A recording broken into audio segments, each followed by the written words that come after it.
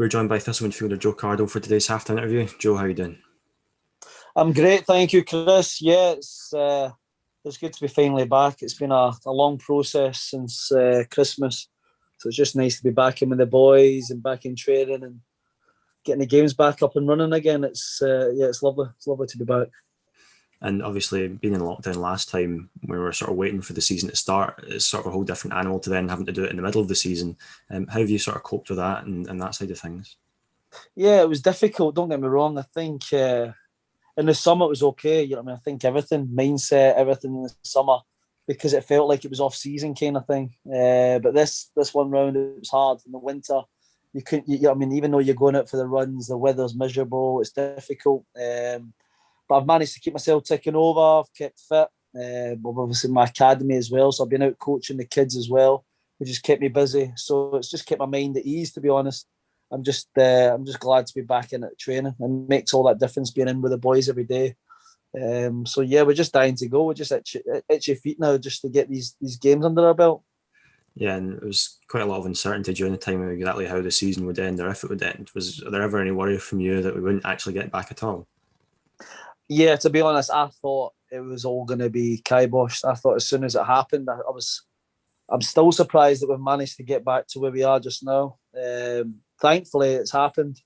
And here's hoping for the next 2 months we'll carry on. We'll get all these games. We'll get these 18 games under our belt, and then we can obviously go into the playoff situation and everything else. So we just, as football players, you want to be playing football. You don't want to be sitting about the house.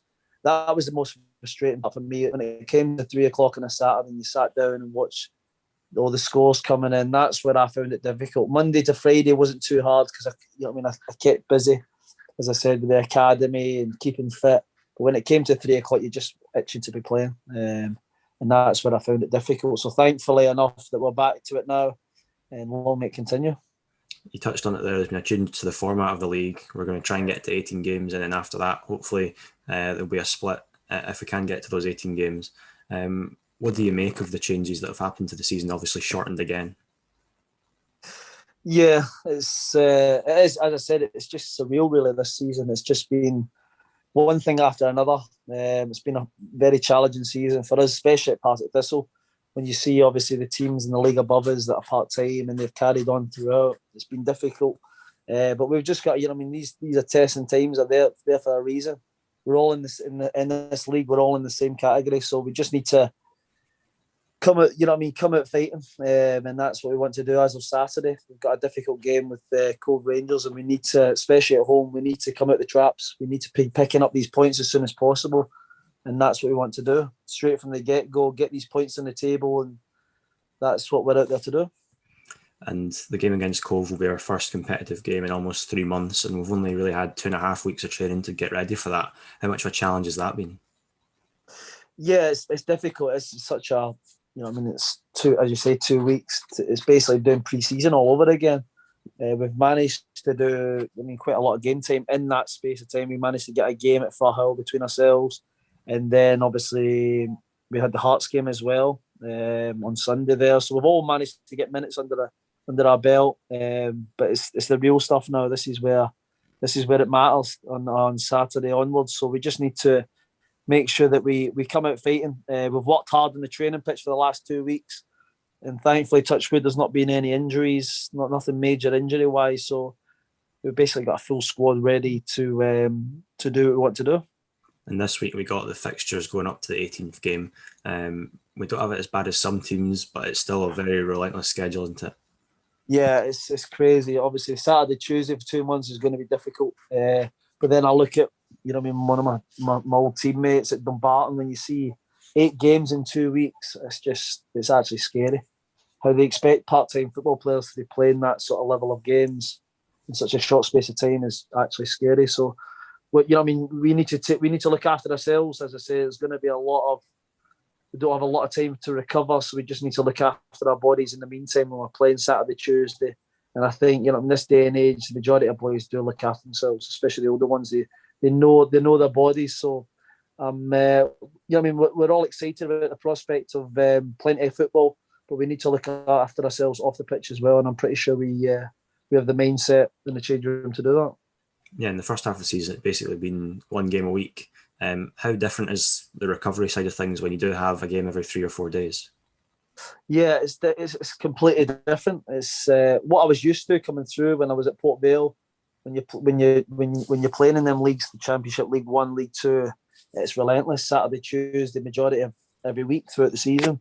So I was kind of used to it coming through. But since I've been up in Scotland, you don't play as much football. So the boys will need to get used to it. We're all fit. You know, I mean, the managers what had us worked hard in these last couple of weeks, and hopefully put us in good stead for these relentless upcoming fixtures.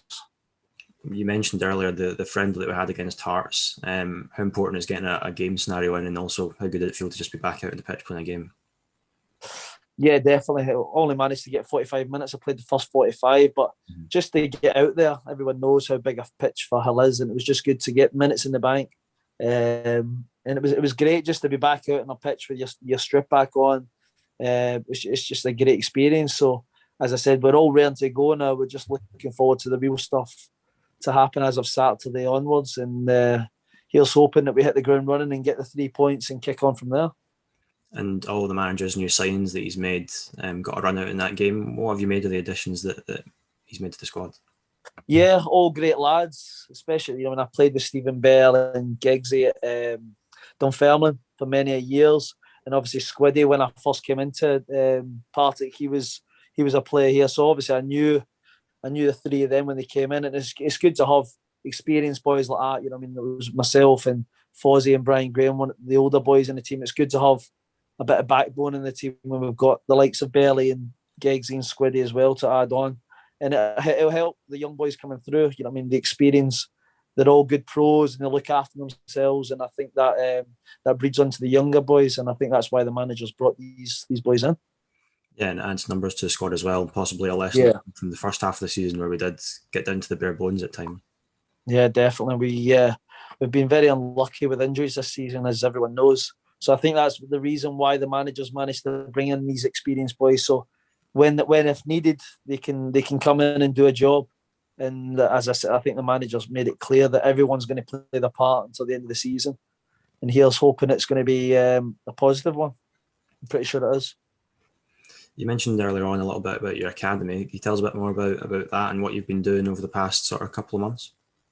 Yeah, so I started it in the first lockdown. I just started doing one-to-ones, and just because obviously you know yourself with lockdown there wasn't much going on. I was keeping fit, but I just wanted to do something else to keep me ticking over. I've done all my badges. I've done my A license, so I managed to do a few one-to-ones, and it kind of snowballed from there. So yeah, it's an incredible turnaround now. I've got 5 coaches working for us, and we're doing group sessions. We're doing even preschool sessions. So the one-to-ones, yeah, it's been a whirlwind of a year. We're only 10 months in, but as I said, it's snowballed dramatically, and it's been an incredible experience. Having my own, obviously, academy, it's been fantastic, and long may it continue. It's something that hopefully I can carry on after my career.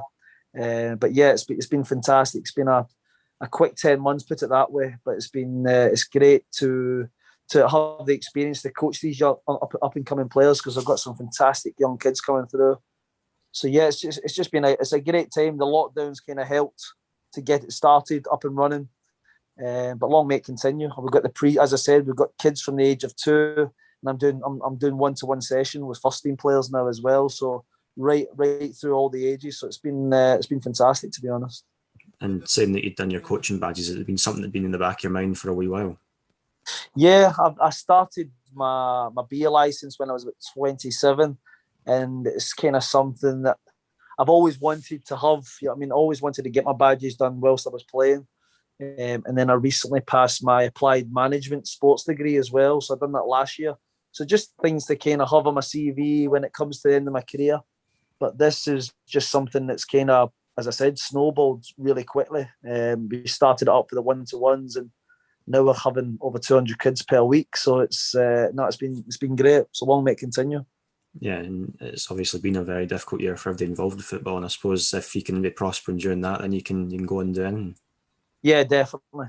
As I said, it makes you realise how important everything is when with what's happened over the last year.